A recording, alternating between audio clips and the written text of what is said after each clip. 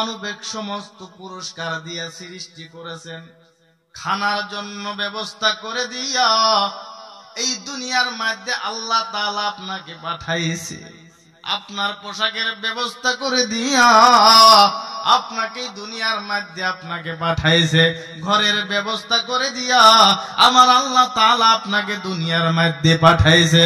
ও দুনিয়ার মানুষ, এই দুনিয়ার মধ্যে আসিয়া একবার চিন্তা করো রে, যে আল্লাহ তাআলা এত নিয়ামত দিয়া দিল, এত শরীরের শক্তি দিল, এত টাকা দিল, পয়সা দিল, আপনাকে যদি প্রশ্ন করা হয় বান্দা, আমি আল্লাহ তাআলা অনেক নিয়ামত তোমাকে পৃথিবীর জমিনের মধ্যে দিলাম, টাকা দিলাম, পয়সা দিলাম, নিজের শরীরের শক্তি দিয়ে দিলাম, আমি তোমার চেহারাটা বড় সুন্দর বানাইয়া দুনিয়ার মধ্যে আমি তোমাকে পাঠাইলাম। এবার যদি প্রশ্ন করা যায়, আল্লাহ তাআলা এত পুরস্কার তোমাকে দিল, তুমি আল্লাহ রব্বুল আলামিনের পৃথিবীর জমিনের মধ্যে সেই মহান রব্বুল আলামিনের শুকরিয়া আদায় কতটুকু করেছো? যদি প্রশ্ন আসে, যদি প্রশ্ন আসে, কি আসে? জিরো। বলে জিরো, জিরোর উপর দিয়ে জিরো। এ দুনিয়ার মানুষ, আমার আল্লাহ রব্বুল আলামিন তোমাকে দুনিয়ার মধ্যে পাঠাইলো, আমার আগে যিনি বক্তব্য দিয়েছেন তিনি বলেছেন দুনিয়ার মধ্যে তোমাকে পাঠাইছে। এই দুনিয়ার মধ্যে যতগুলো জীব আছে, যতগুলো তরুলতা আছে, যতগুলো জানোয়ার আছে, আসমান এবং জমিনের তলে যতগুলো জীব আছে, সবাই মহান রব্বুল আলামিনের কৃতজ্ঞতা জিকির করে, তাসবিহ পড়ে। আল্লাহ তাআলা বলে দিলেন, ইউসাব্বিহু লিল্লাহি মা ফিস সামাওয়াতি ওয়াল আরদ, আসমান এবং জমিনের মধ্যে যতগুলো জীব আছে রে, সবাই কিন্তু মহান রব্বুল আলামিনের তাসবিহ পড়ে, জিকির করে। জমিনের তলে, পানির তলে, সমুদ্রের তলে যতগুলো জীব আছে, মহান রব্বুল আলামিনের জিকিরের মধ্যে ব্যস্ত থাকে বান্দা। কিন্তু তুমি কেমন মানুষ হইলা, আমি আল্লাহ রব্বুল আলামিনের জিকির তুমি করো না। আল্লাহ তাআলা বলেন, কাইফা তাকফুরুন, তুমি কেন বান্দা আমি আল্লাহ রাব্বুল আলামিনকে কেন তুমি অস্বীকার তুমি করলা? কেন অস্বীকার করলা? তুমি কি জানো এই দুনিয়ার মধ্যে আসার আগে তুমি কোথায় ছিলা?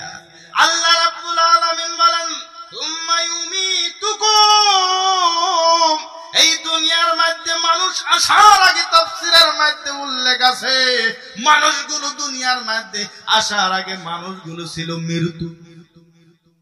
মানুষগুলো পৃথিবীর জমিনের মধ্যে আসার আগে মানুষগুলো ছিল মৃত্যু। বলে কোথায় ছিল? তাফসীরের মধ্যে উল্লেখ আছে, শাকের মধ্যে ছিল, গাছের মধ্যে ছিল, সবজির মধ্যে ছিল, তরুলতার মধ্যে ছিল। আল্লাহ রাব্বুল আলামিন সেখান থেকে তোমাকে এই পৃথিবীর জমিনের মধ্যে সুম্মা ইউহয়িকুম ফাহইয়াকুম, আল্লাহ রাব্বুল আলামিন এই পৃথিবীর জমিনের মধ্যে ওই মৃত্যু থেকে তোমাকে পুনরায় দুনিয়ার মধ্যে পাঠাইলো, তোমাকে দুনিয়ার মধ্যে পাঠাইলো। কেন পাঠাইলো? আল্লাহ রাব্বুল আলামিন বলে দিলেন, দুনিয়ার মানুষ, মা খালাকতুল জিন্না ওয়াল ইনসা ইল্লা লিয়াবুদুন। আল্লাহ তাআলা বলে দিলেন, আমি আল্লাহ পৃথিবীর জমিনের মধ্যে জিন এবং মানব জাতিকে আমি আল্লাহ সৃষ্টি করেছি, আমি আল্লাহ রাব্বুল আলামিনের ইবাদত করার জন্য, উপাসনা করার জন্য আমি আল্লাহ তাআলা মানব এবং জিন জাতিকে পৃথিবীর জমিনের মধ্যে আমি বানাইছি। কিন্তু বান্দা যদি এমন না করে রে, এই দুনিয়ার মধ্যে আমি আল্লাহকে স্মরণ যদি না করে, আমি আল্লাহকে যদি ভুলিয়া যাই রে বান্দা, কপালে লেখা আমি আল্লাহকে যদি ভুলিয়া যাও, পৃথিবীর কামিয়াব তুমি লাভ করতে পারবা না এবং পরকালের কামিয়াব তুমি লাভ করতে পারবা না।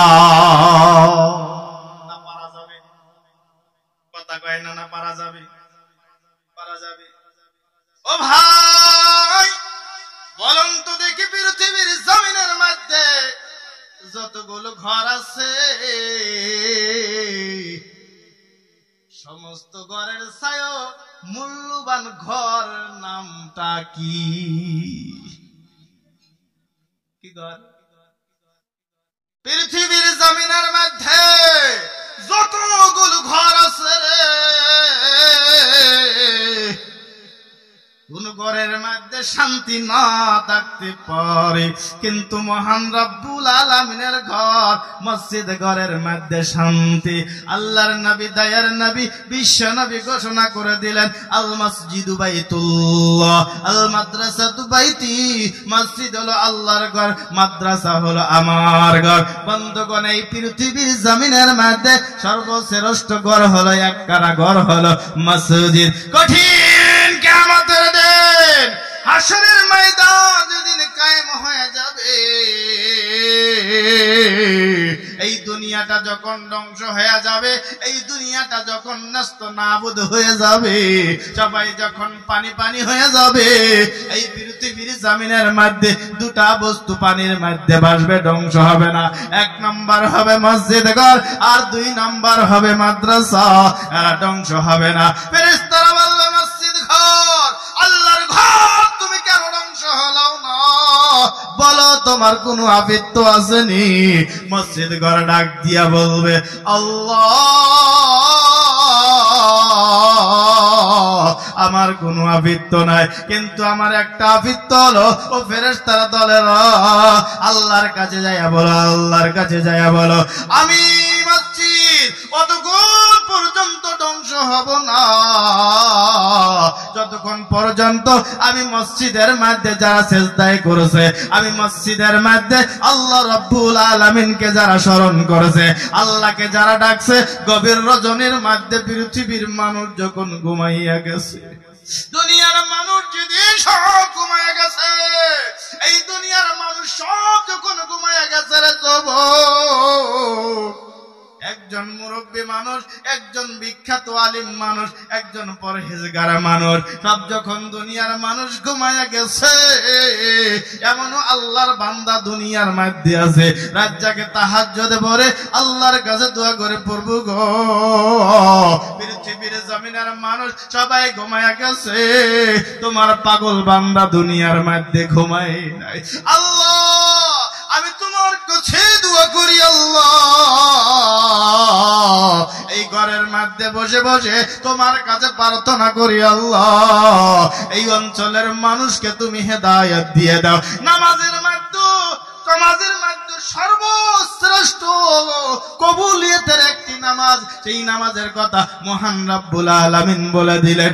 এই নামাজটা নাম হলো তাহাজ্জুদের নামাজ। যে ব্যক্তি তাহাজ্জুদের নামাজ আদায় করবে প্রত্যেক দিন করে করে 40 দিন, যদি কোন ব্যক্তি বাকায়দা তাহাজ্জুদের নামাজ আদায় করতে পারে, আমার আল্লাহ